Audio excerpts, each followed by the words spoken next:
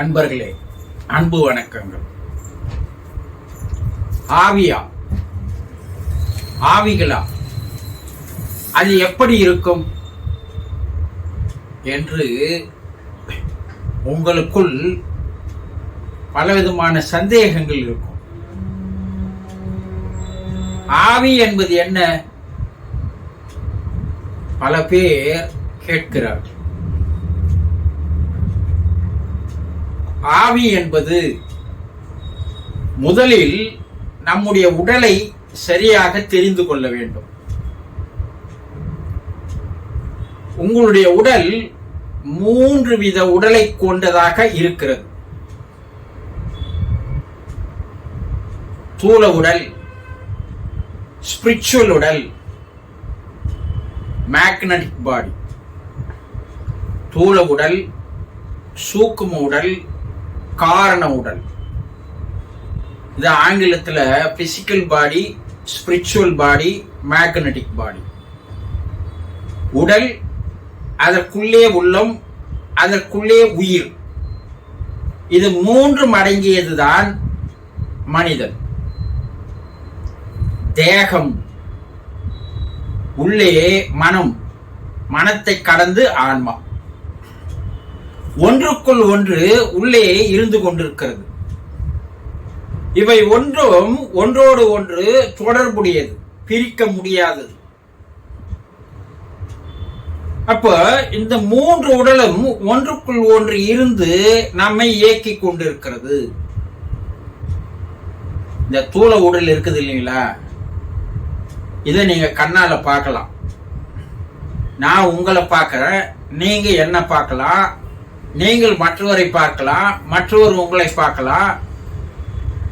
அப்ப கண்ணால் காணப்படுகின்ற உடலுக்கு பெயர் தூல உடல் என்று பெயர். தூலம் என்ன, அந்த காலத்துல என்ன சொல்லுவாங்க, வீடுகளுக்கு தூளம் வச்சுதான் வீட்டை கட்டுவாங்க. இப்ப அதை பில்லர் என்று சொல்கிறோம். இந்த தூளத்தை நம்ம கண்ணால பார்க்க முடியும். அது போல மனிதர்கள் மற்றவர்களை பார்க்கின்ற உடல்கள் எல்லாம் தூல உடல்கள் ஆகும். கண்ணால் காணக்கூடிய உடலுக்கு பெயர் தூல உடல் ஆகும். இந்த தூல உடலுக்குள் கண்ணால் காண முடியாத 2 உடல்கள் இருக்கிறது. அது சூக்கும உடல். அத மன உடல்னு சொல்லலாம், உள்ளம்னு சொல்லலாம் இல்லையா? இந்த தூல உடலை இயக்குவது உள்ளே இருந்து மன உடல் ஆகும். உங்க மனம்தான் உங்களை செயல்படுத்தி கொண்டிருக்கிறது. உங்களை பார்க்க வைப்பது, பேச வைப்பது, கேட்க வைப்பது, சாப்பிட வைப்பது, உறங்க வைப்பது, செயல்படுத்துவது எல்லாம் உள்ள இருக்கிற மனம்தான். மனம்தான் டிரைவர். இந்த உடல் ஒரு வாகனம். இந்த வாகனத்தை இயக்குகின்ற டிரைவர் யாருன்னா, ஓட்டுநர் யாருன்னா மனம். அதற்கு மன உடல் என்று பெயர். சரி, இந்த மன உடலை செயல்பட வைத்துக் கொண்டிருப்பது எது என்றால் மேக்னடிக் பாடி, காரண உடல். அதை நீங்க உயிர்னு சொல்லலாம், ஆன்மான்னு சொல்லலாம், ஆவின்னு சொல்லலாம், ஆத்மான்னு சொல்லலாம், ஜீவாத்மான்னு சொல்லலாம். பல பெயரை வைத்து அழைக்கலாம். அப்ப இந்த உயிர் இருந்தால்தான் மன உடலும் தூல உடலும் செயல்பட முடியும். அப்ப 3 உடல்களை கொண்டவர்கள் தான் நீங்கள். மனம் இல்லாத ஒரு மனிதன் இருக்க முடியாது. உயிர் இல்லாமல் ஒரு மனிதன் வாழ முடியாது இல்லையா? அப்ப இந்த 3 உடல்களில் இந்த உயிரானது, ஆன்மாவானது வெளியேறிவிட்டால் இந்த தூல உடல் எதற்கும் பயன்படாமல் போய்விடும். ஒரு 60 வருஷம் 70 வருஷம் இந்த உடல்ல வாழ்கிறது. அதற்கப்பால் அந்த உடல் தளர்ந்து போகிறது, நோய்வாய்ப்பட்டு போகிறது, பலவீனமாகிறது, பலம் இழந்து போகிறது.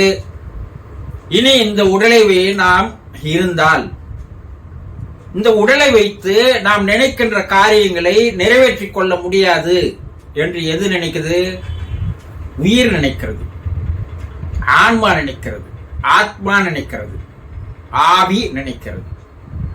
அப்ப இது அந்த உடலை விட்டு அது வெளியேறி விடுகிறது. இந்த உடல் வெளியேறும் போது அந்த உடலோடு மனமும் சேர்ந்து வெளியேறி விடுகிறது. ஒரு நாணயத்துக்கு இரு பக்கங்கள் போல இந்த மனமும் இந்த ஆன்மாவும் ஒன்றோடு ஒன்று பின்னி பிணைந்திருப்பது. இப்ப தூள உடல் எதற்கும் பயன்படாது, அது பொதிக்கணும் இல்லை எரிக்கணும், அவ்வளவுதான். இப்ப தூள உடலில் இத்தனை ஆண்டுகளாக வாழ்ந்து வந்த அந்த மன உடலும் ஆன்ம உடலும் வெளியேறி விட்டது. இந்த ஆன்மா, ஆத்மா, ஜீவாத்மா, ஜீவன் என்று சொல்லப்படுகின்ற அதற்கு பெயர் தான் ஆவி. கிறிஸ்துவ மதத்தில் இது பரிசுத்த ஆவி என்று சொல்லுவார். மனிதன் வாழுங்காலத்தில் அவன் பரிசுத்தமாக மாறுவதே இல்லை. அப்ப எப்படி அவனுடைய ஆன்மா ஆவியானது பரிசுத்தமாக மாறும்? இறைவனை, ஆண்டவனை பரிசுத்த ஆவி என்று அழைக்கிறார். அப்ப இந்த உடலை விட்டு வெளியேறுகிறது பார், இந்த ஆன்மா, ஆத்மாவுக்கு பெயர் தான் ஆவின்னு பேர். இதற்கு உருவம் கிடையாது, மனதிற்கு உருவம் கிடையாது, மனதை நாம் கண்ணால் பார்க்க முடியாது, உயிருக்கு உருவம் கிடையாது, உயிரை நாம் கண்ணால் பார்க்க முடியாது. அப்ப இந்த ஆவியை நாம் கண்ணால் பார்க்க முடியாது. அப்ப அந்த ஆவி எப்படி இருக்கு? உடலை விட்டு வெளியே போகிற ஆவி. மனிதன் வாழும் போது அவன் எந்த உருவத்தோடு இருந்தானோ அதே போலதான் அந்த ஆவியும் இருக்கும் என்று ஆவி உலக ஆராய்ச்சியாளர்கள் கூறுகிறார்கள். ஐம்புலன்கள் வேலை செய்யும். ஆவி பார்க்கும், பேசும், கேட்கும், எல்லாத்தையும் செய்யும். மனிதர்களைப் போல அதுவும் எல்லா செயல்களையும் செய்யும். என்ன கண்ணால் பார்க்க முடியாது. பூமியில் என்ன பேரோடு என்ன உருவத்தோடு வாழ்ந்தார்களோ அதே பேரோடு அதே உருவத்தோடு சில காலங்கள் அந்த ஆன்மாவானது, ஆவியானது வாழும். இதை எப்படி சொல்றாங்கன்னா, அந்த ஆவி பனி போன்று வெண்மை உருவமாக இருக்கும் என்று கூறுகிறார்கள். வெண்ணிற ஆகாயத்தை போன்று, பனியை போன்று, தும்பைப்பூ என்று சொல்வார்கள், அது போல வெண்மை நிறமாக அது காட்சி தருகிறது. அதற்கு எல்லா விதமான செயல்பாடுகளும் இருக்கிறது. குறிப்பிட்ட காலம் வரை அது மறுபிறப்பு எடுக்கும் வரை அது ஆவிகளாக தான் இருந்து கொண்டிருக்கும், வாழ்ந்து கொண்டிருக்கும். இப்ப ஆவின்னா உங்களுக்குள்ளே இருக்கிறது தான். அந்த ஆன்மா, ஆத்மாவுக்கு பெயர் ஆவி. ஆவி போயிடுச்சுங்க, உயிர் போயிடுச்சுன்னு சொல்லுவான் ஒரு சிலர் ஆவி வெளியே போயிடுச்சுங்க சொல்லுவான். அப்ப நம் உடலுக்குள் கண்ணால் பார்க்கின்ற இந்த தூள உடலுக்குள் கண்ணால் பார்க்க முடியாத ஒரு வெண்மை உடலானது இருந்து கொண்டிருக்கிறது. அதுலயும் ஆவி உலக ஆராய்ச்சியாளர்கள் தான் சொல்றாங்க, அவன் வாழும் காலத்தில் எந்த நிலையில் வாழ்கிறானோ, எந்த தரத்தில் வாழ்கிறானோ அதை வைத்து அந்த ஆவியினுடைய நிறமும் மாறுகிறது என்று சொல்கிறார்கள். வெண்மை நிறமாக சில ஆவிகள் காட்சி தருகிறது, கரிய நிறத்தில் சில ஆவிகள் காட்சி தருகிறது என்று கூறுகிறார்கள். மிக மோசமான நிலையில அவன் வாழ்ந்து வந்திருந்தான்னா அவன் ஆன்மாவானது கலங்கப்பட்டு போகிறது, ஆவி நிறம் மாறுகிறது, அது கரிய நிறமாக காட்சி தருகிறது. அப்போ ஆவி என்பது நம்முடைய உடலுக்குள்ளேயே இருந்து கொண்டிருக்கிறது. அதற்கு ஆத்மா, ஆன்மா, உயிர் பேர்.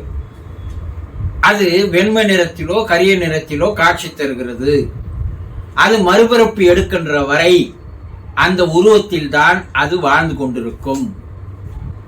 இதையெல்லாம் சித்தர் பெருமக்கள், யோகிகள், ரிஷிகள், முனிவர்கள் எல்லாம் பல்லாயிரம் ஆண்டுகளுக்கு முன்னாலேயே தெளிவுபட கூறி சென்றார்கள்.